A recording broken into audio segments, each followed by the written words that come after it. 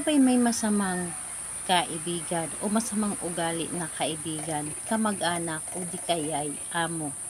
Gusto nyo ba na paamuhin ito at maging mabait ito sa iyo palagi? Hello mga guys, kumusta kayo? Panibagong araw, panibagong video na naman tayo. And sa araw na ito ay isa na namang video ang aking tuturo sa inyo na simpleng gabay o simpleng pamamaraan na makakatulong sa atin. At bago ang lahat, gusto ko lang mag-disclaimer sa mga taong hindi naniniwala at hindi gusto ang mga kagaya nitong video. Please skip this video and maghanap kayo ng video sa gustong gusto nyo dahil ang video na ito ay para lamang ito sa mga taong naniniwala and gusto mag-try. Sa lahat po ng mga nagko-comment dito sa aking video dito sa loob ng aking channel, mag-iingat sa lahat ng mga nagre-reply sa inyo na dinadala kayo sa kanilang WhatsApp and Ingo app upang makaiwas po tayo sa scam. And ngayon po ituturo ko sa inyo paano magiging mabait ang taong hindi maganda ang ugali.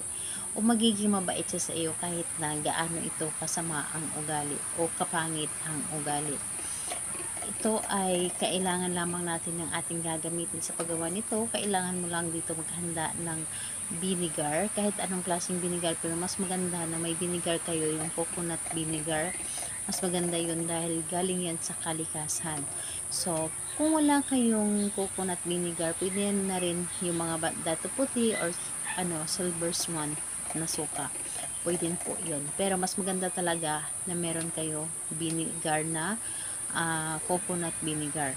And ayun, kailangan din natin dito ng garapon at kailangan natin dito ng buhok ng inyong target.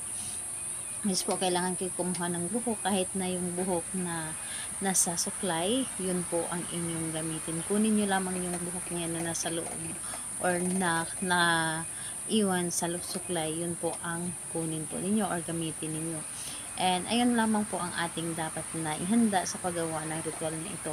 And kapag handa ka na, pwede mo na itong simulan. And syempre, kailangan mo lang din dito i-claim sa iyong sarili.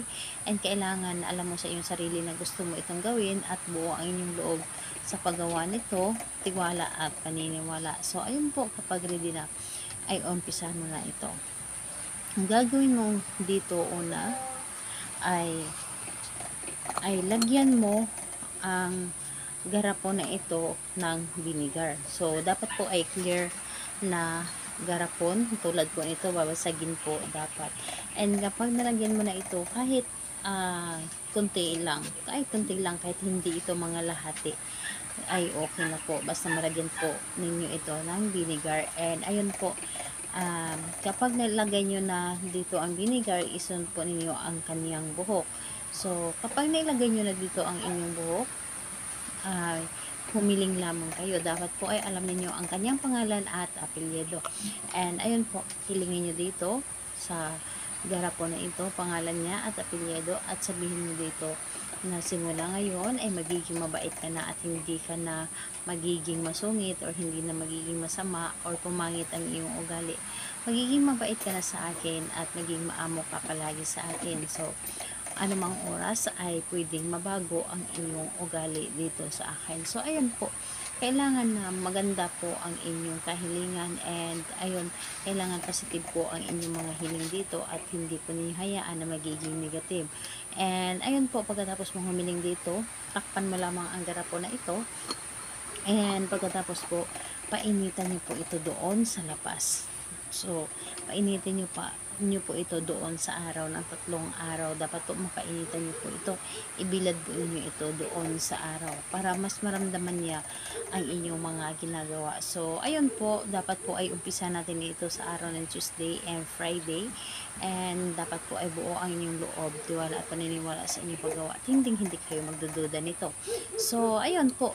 And pagkatapos po ng 3 araw ng pagkabilad nito sa init, inyo itong itago doon sa madilim na bahagi ng sulok ng inyong bahay at huwag niyo itong hayaan na masinagan ito kahit ilaw po.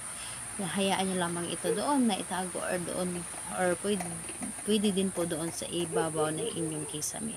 So ayun po, salamat po sa inyo. Bye bye everyone. God bless us all.